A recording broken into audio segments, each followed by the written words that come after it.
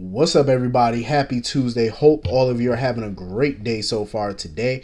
Getting into this episode of GH, let me tell y'all something. I've had all I can stand of Miss Jocelyn Jacks at the moment. I'm getting tired of her. The hook killer need to come and hook her little ass because I'm getting sick of her foolishness.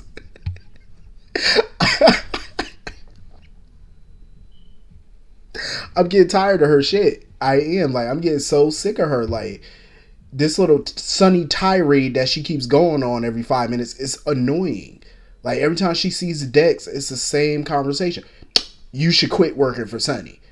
Oh, he's not loyal to you. He's not honorable. He's not. Jocelyn, shut up. Shut up. Please. Go read some Hooked on Phonics. Go do something. Go do what young adults do. Good Lord. Why are you telling this grown man who he should and shouldn't work for? He ain't even your man. Why do you care? He's not your man. You know what I mean? It's like you tending more to him than you are your own man. That don't make sense. She got a whole boyfriend. She pays way more attention to Dex than she do her own dude. Cameron deserves better than this. I'm sorry, but he do. Because if I was him and I was in his position, there's no way in hell I would put up with this. No way. She would have been dropped like yesterday's trash. I'm just saying, I would have dropped her like a bad habit. Absolutely not. I wouldn't put up with this shit. I don't know how he doing it, but he better than me. I would have left her. As soon as Michael would have told me, oh, she been hanging around Dex, she been doing it. Oh, it would have been a wrap. That relationship would have been history. It would have been a footnote in my life. I'm just saying. No, sir. I'm just getting tired of her little tangents every 5 minutes, And Dex told her, he was like, listen, I gotta work for Sonny. It's complicated. I can't really tell you why. So she goes on this little rant about Jason. Oh, Jason was shot. He went to prison. He X, Y, and Z. He never had his own life. He never this because of his loyalty for Sonny. Ma'am, last time I checked, Jason Morgan was a grown-ass man. Jason Morgan is his own man. He does what he wants to do. Nobody forced him to work for Sonny. Was it or was it not Jason's idea to go work for Sonny? Was it or was it not his idea to do his, to work for Sonny and do Sonny's bidding every day? He chose to do that. He chose to do it. I'm very loyal to my friends. I have friends that I'm loyal to. Would I ever kill for them? Would I ever join organized crime for them? Fuck no. No, but I'll be there when you need me for some other shit, for some non-illegal shit, yes.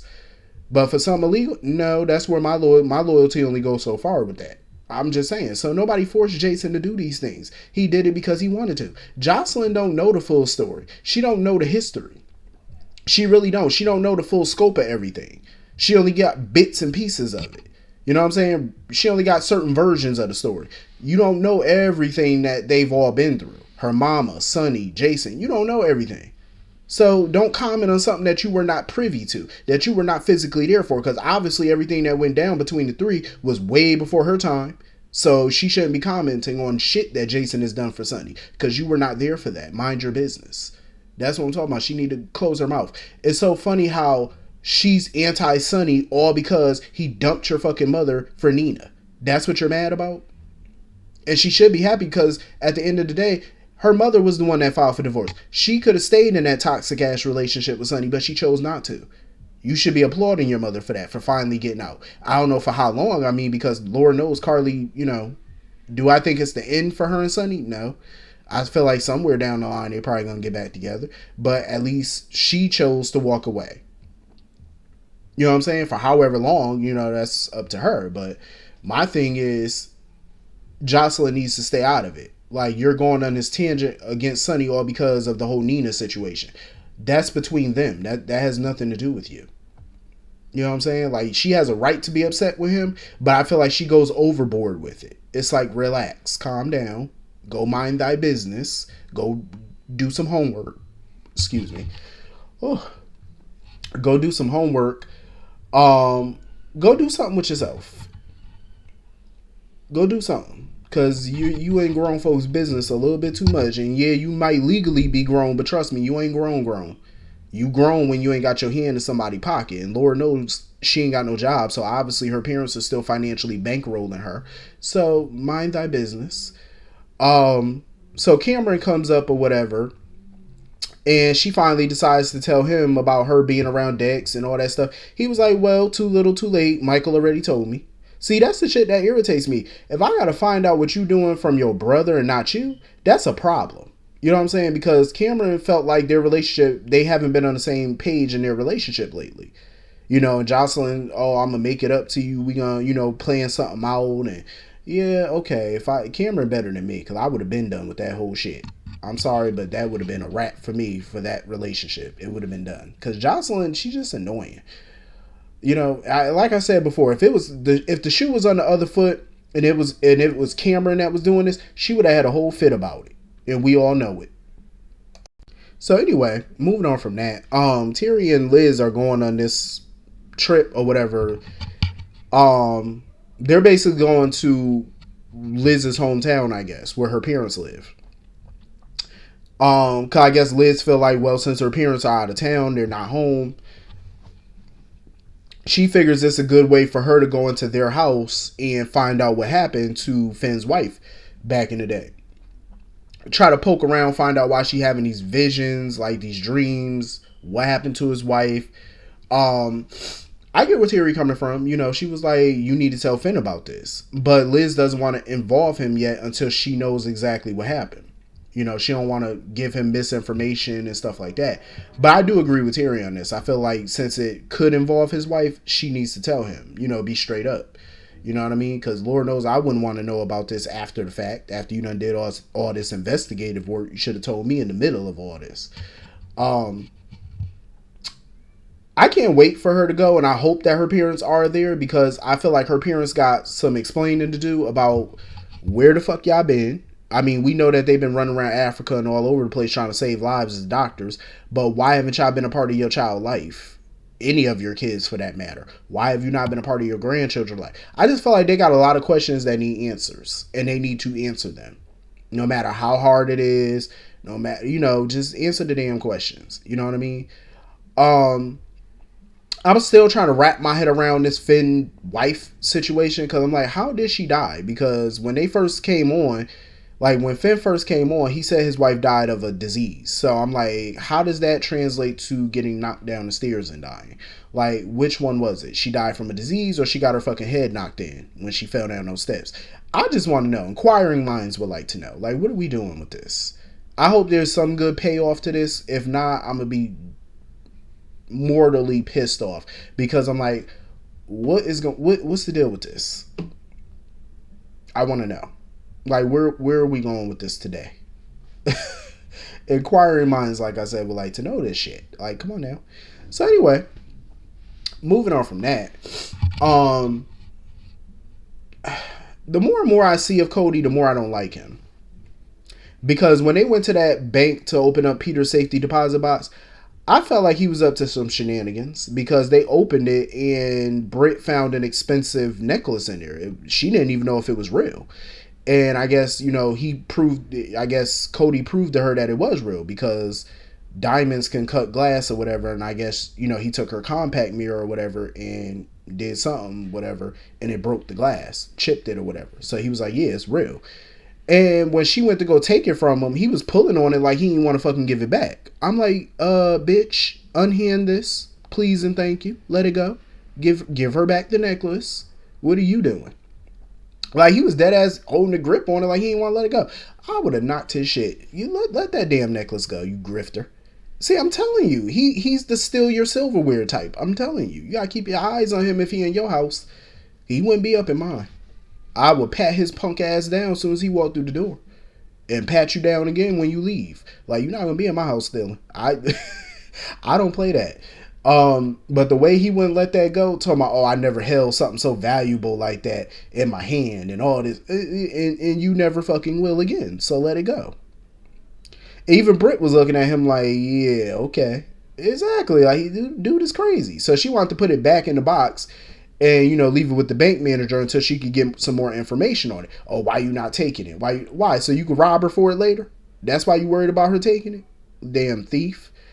I don't trust him. Like, I'm telling you, he just screams grifter. Like, he's just all about this, you know.